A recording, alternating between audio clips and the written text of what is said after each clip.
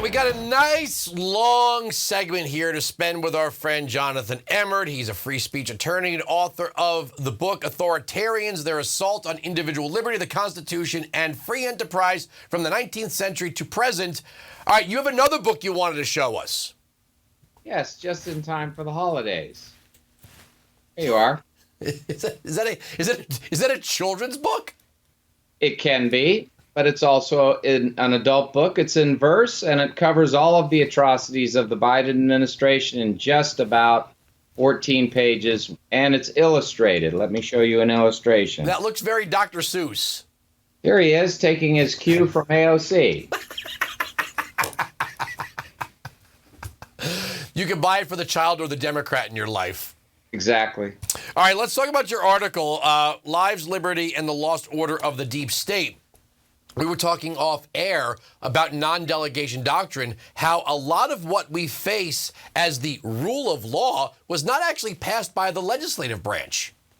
Right. 3/4 of all the laws that come out of the federal government are not from those we elect, but rather the unelected heads of bureaucratic agencies. Over 200 federal bureaucratic agencies, bureaus, and departments making law without Congress ever acting. And that is a violation of Article 1, Section 1, because the power to make laws is exclusively vested in Congress by the Founding Fathers, and they adhered to this non-delegation doctrine, which would prevent it from being removed from Congress and placed in any other repository. Yet that is what we have done for over 140 years. The consequences have been dire for liberty. If an agency goes after you, it's Katie bar the door. It's a really rough situation because you have virtually no rights type of protection that you have in an Article 3 court. You think a lot of people were shocked to find out that the EPA has armed agents? We saw this with the 87,000 IRS agents. I bet a lot of people don't even know that the Department of Education has armed agents. That's right. And even when an agency doesn't have armed agents, they rely on the United States Marshal Service and frequently local police to go after parties that are accused of violating their rules. And remember, they have the asset forfeiture powers, so they can seize assets in advance of prosecution.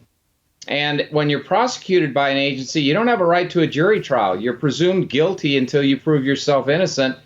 And in addition, you don't even have discovery against the agency. You can't even figure out what's the foundation for their action against you, whether it's politically motivated or whether there's been a complaint.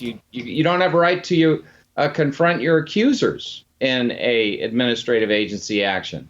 There's a political legal theory, I forgot what it's called, that describes there's the volume of laws that we're all lawbreakers, right? From when you local code on up to federal code and everything between, at any given point, we've all broken some law. I forgot what the theory is, though, but basically when you have the kind of volume of bureaucratic law or bureaucratic code being treated as equivalent to legislative law, any one of us could be lawbreakers.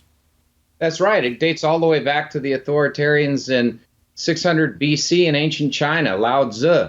The whole notion of making laws strict for, minor crimes or offenses and having administrators take action and then punishing people for the violations that they couldn't even predict. Lao Tzu said, punish like crimes severely, for if you punish like crimes severely, there'll be no serious crimes. And that communist notion, actually, authoritarian precedes communism, but really fits right into communism, is an edict of the administrative state today. And the framers went out of their way to avoid things like general warrants, didn't they? They did, and the Fourth Amendment was designed to eliminate them, and yet here they reappear. The administrative agencies use general warrants every day. And what are they? They have no probable cause. They just base their warrants on suspicion, and there's no limitation to those warrants. They can go after every bit of information you possess. So where's the, just playing devil's advocate, when you look at the, Article 1, Section 8 enumerated powers, and then the power to create federal agencies, where is the balance or the constitutional line where a federal agency was created legitimately, but must stay within a certain parameter? Well, the Founding Fathers intended for only administrative functions to be performed by offices that were attached to the various branches. They did not intend for the fundamental powers that were invested by the Constitution in the vesting clauses in Article 1, 2, and 3 to be turned over to any other authority. That was the non-delegation doctrine. And yet that's what we have today. We have wholesale lawmaking power vested in these agencies. For the first time in the West Virginia versus EPA case in a very long time, the Supreme Court acted against the administrative agencies on a fundamental principle. And there they said, under the major questions doctrine, that when an agency presumes to act in a way that will have a significant economic impact, it may not do so in the absence of an express grant of authority by Congress. But there's much more to be done. And it has to be done if we are to save the republic, because we already have authoritarianism in spades. If you want to ask yourself where the far left lives, it's inside the bureaucratic agencies, and they are wreaking havoc across the country like a wrecking ball, destroying private enterprise and economic opportunity in America. They have done that for a long time, but now they're absolutely on steroids. See, now we could do this for an hour. We only got 3 minutes left, so I'm going to try to get to this one. Essentially, when you look at something like the Department of Education, for it to run constitutionally, the Congress would have to design education, and the Department of Education would execute that plan. But under the 10th Amendment, the Congress wouldn't be designing education, because under the 10th Amendment, the states would be designing education. The members of Congress, Republican and Democrat, sometimes act like, well, we're too busy to micromanage these things. That's why we create, bureaucracies to go out there and do that. Well, if you're too busy to do your job, then find someone else. Or maybe you should limit yourselves to the things the Constitution prescribes, instead of, promising to fill every pothole or to fund every little program or gather around constituent groups and then say, well, we're too busy to actually perform our constitutional functions. Oh, and we got to get reelected. Jefferson said, "I am not a friend to a very energetic government. It is always oppressive." And that is quite very much the truth. He also said, "A wise and frugal government shall restrain men from injuring one another, shall leave them otherwise free to regulate their pursuits of industry and improvement, and shall not take from the mouth of labor the bread it has earned." Had we abided by those two principles in action, we would have seen our lives really, we would have been so much better off. We would have a higher standard of living. We'd be freer. We'd have less involvement with government. We would be less concerned about what ridiculous statement is uttered by this president of the United States, and what impact it would have on the world. We would be our own people. We would be sovereign. We would be free. Do you think the Republican Party even has the spine to end government as an industry as we know it? I think individuals in the Republican Party do, and who are in government. I think Rand Paul strongly does.